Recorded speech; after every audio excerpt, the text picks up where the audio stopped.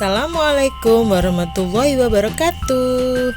Hai, hari ini jumpa lagi dengan Ustazah Yunita pada materi IPA kali ini. Nah, sebelum kita mulai belajar, marilah kita berdoa terlebih dahulu. Berdoa mulai. Hari ini kita akan belajar tentang adaptasi makhluk hidup IPA kelas 6. Adaptasi ada 3 macam. Yang pertama, adaptasi morfologi, adaptasi fisiologi, adaptasi tingkah laku. Adaptasi morfologi yaitu penyesuaian bentuk tubuh dan struktur tubuh luar makhluk hidup atau alat-alat tubuh makhluk hidup terhadap tempat lingkungannya. Adaptasi ini dilakukan untuk menyesuaikan bentuk tubuhnya dengan bagaimana kondisi tempat tinggalnya guna mempertahankan hidupnya. Adaptasi morfologi misalnya, mamalia pemakan rumput memiliki gigi seri yang berbentuk kapak yang berfungsi untuk menjepit dan memotong makanan yang berupa rumput. Burung elang memiliki paruh yang sesuai untuk mengoyak daging mangsanya, ataupun itik dan angsa yang memiliki jari kaki berselaput agar mampu berenang di air. Adaptasi fisiologi yaitu penyesuaian fungsi alat tubuh bagian dalam pada makhluk hidup terhadap kondisi lingkungannya. Adaptasi ini biasanya menyangkut fungsi organ tubuh makhluk hidup. Biasanya melibatkan zat-zat tertentu untuk membantu proses metabolisme. Adaptasi fisiologi, misalnya pada hewan herbivora atau pemakan tumbuhan, memiliki enzim selulase yang dapat membantu usus dalam mencerna rumput atau daun yang mengandung banyak serat. Adaptasi tingkah laku yaitu penyesuaian makhluk hidup terhadap lingkungannya dalam bentuk tingkah laku. Adaptasi tingkah laku berhubungan dengan tindakan makhluk hidup untuk melindungi diri dari serangan pemangsa. Adaptasi tingkah laku ini contohnya misalnya adalah bunglon akan mengubah warna tubuhnya sesuai dengan lingkungannya agar lebih mudah mendapatkan mangsa. Dan ikan paus yang secara berkala muncul ke permukaan air untuk bernafas, karena paus merupakan mamalia yang bernafas dengan paru-paru. Macam-macam adaptasi hewan. Landak memiliki kulit berduri yang berfungsi untuk melindungi diri dari musuhnya. Cicak memutuskan ekornya untuk mengelabui pemangsa jika ada pemangsa menyerang dan menangkap ekornya. Memiliki bantalan perekat pada kaki agar bisa menempel di dinding.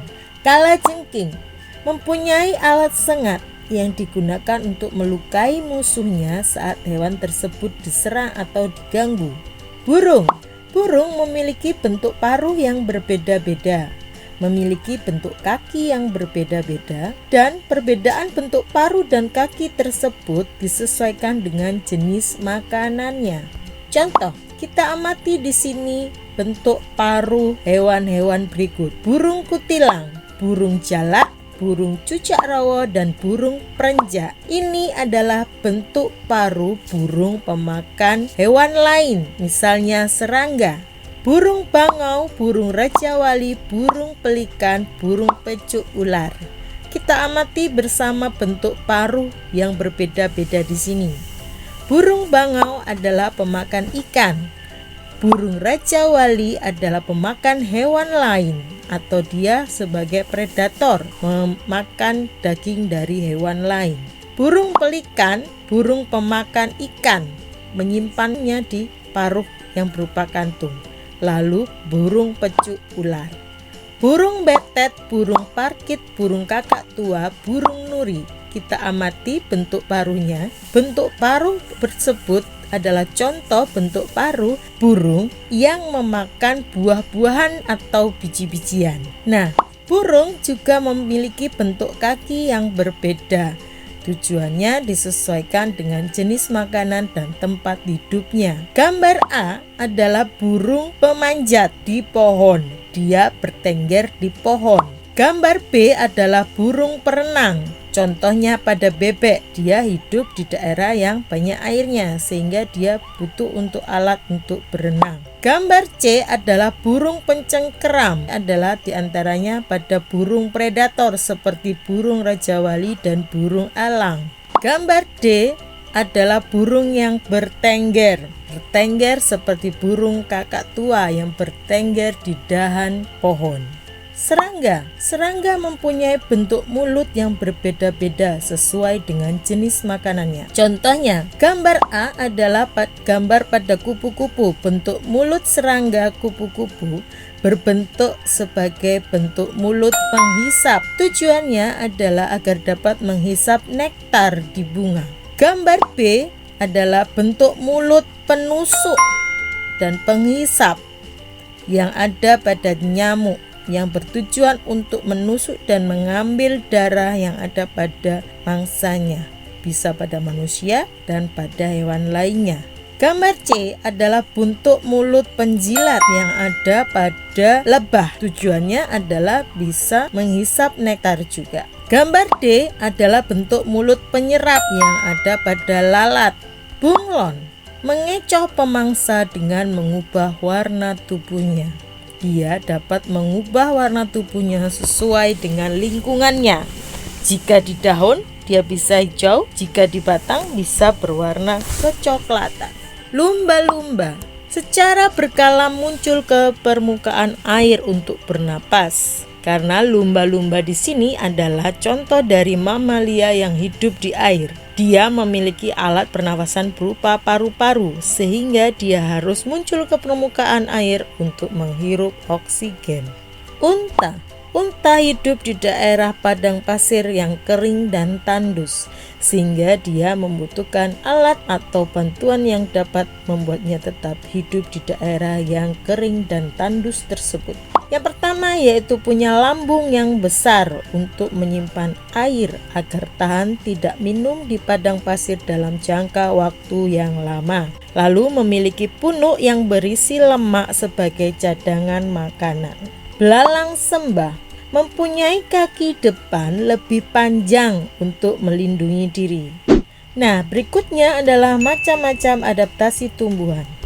Yang pertama, kaktus.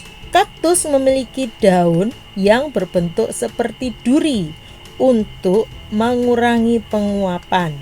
Batangnya tebal berdaging untuk menyimpan cadangan air. Akarnya yang panjang untuk mencari air. Semua adaptasi kaktus ini bertujuan untuk dapat hidup di tempat yang kering dan tandus. Teratai hidup di lingkungan berair. Maka dia mempunyai adaptasi yang pertama yaitu memiliki daun lebar dan tipis untuk mempercepat atau memperbesar penguapan. Batang berongga untuk mengapung dan akar serabut supaya tidak terbalik. Mawar memiliki bunga yang indah dan hal ini menyebabkan banyak manusia yang ingin mengambilnya. Maka dia memiliki batang berduri untuk melindungi diri. Pohon jati dapat menggugurkan daunnya pada musim kemarau untuk mengurangi penguapan. Nangka memiliki getah untuk melindungi diri. Tumbuhan bakau memiliki akar napas untuk mengambil udara dan untuk bertahan dari terpaan ombak dan pasang surut air laut. Jagung, daunnya dapat menggulung apabila udara sangat panas. Hal ini bertujuan untuk mengurangi penguapan. Pohon beringin mempunyai akar gantung yang berfungsi untuk menyerap karbon dioksida. Yang panjang-panjang menjuntai itu ya adalah akar gantungnya. Kantung semar, dia hidup di daerah yang miskin kandungan nitrogennya, sehingga punya kemampuan untuk menjebak serangga dan mengambil kandungan nitrogen dari serangga. Jadi, kantung semar memiliki daun berbentuk kantung yang di dalamnya terdapat cairan nektar. Cairan seperti nektar tersebut memiliki 3 fungsi. Yang pertama adalah menarik perhatian serangga untuk datang. Yang kedua, menjebak serangga sehingga tidak dapat keluar. Yang ketiga yaitu melarutkan kandungan nitrogen yang ada di dalam serangga. Kantung semar di sini tidak memakan langsung habis serangga tersebut, namun dia hanya menyerap kandungan nitrogennya. Setelah kandungan nitrogen tersebut habis, maka ampasnya akan diambil oleh semut. Nah, itulah salah satu contoh bentuk simbiosis komensalisme. Berikut ini adalah gambar dari Venus flytrap atau tumbuhan Venus. Tumbuhan Venus di sini hidup di daerah yang miskin akan nitrogen, sehingga dia harus mempunyai kemampuan untuk menyerap nitrogen. Nah, salah satunya caranya adalah dengan menangkap serangga. Nah, dia punya bentuk daun yang berbentuk seperti engsel pada pintu yang dapat mengatupkan jika ada serangga yang datang. Seperti pada video ditunjukkan Ustazah, di daun tersebut ada reseptor-reseptor yang bisa merasakan getaran serangga. Jika ada serangga datang, maka dia secara otomatis akan mengatupkan daunnya. Kemudian dia juga memiliki kemampuan untuk melarutkan kandungan nitrogen dari serangga tersebut. Kalian perhatikan? Nah, anak-anakku, itulah tadi penjelasan Ustazah mengenai materi adaptasi makhluk hidup, dan beberapa sudah Ustazah contohkan contoh-contohnya. Masih banyak contoh-contoh makhluk hidup lain baik tumbuhan maupun hewan yang dapat melakukan adaptasi. Nah, itu tadi materi pembelajaran hari ini tentang adaptasi makhluk hidup. Anak-anakku, itu semua adalah qudratullah Allah Subhanahu wa Ta'ala yang sudah menyediakan alam dan seisinya untuk kita semua. Tumbuhan dan hewan memiliki kemampuan sendiri-sendiri dalam kehidupannya. Kesulitan apapun dia akan mendapatkan bantuan, kemudahan yang sudah disediakan oleh Allah Subhanahu wa Ta'ala. Oleh sebab itu, hikmah yang dapat kita ambil pada pembelajaran hari ini yaitu kita harus yakin, beriman, bertakwa kepada Allah bahwa Allah akan memberikan jalan yang terbaik kepada kita semua umatnya. Apabila kita mendapatkan kesulitan, yakinlah bahwa Allah akan memberikan solusi terbaik untuk kita semua. Oke, sekian dari Ustazah. Terima kasih. Wassalamualaikum warahmatullahi wabarakatuh.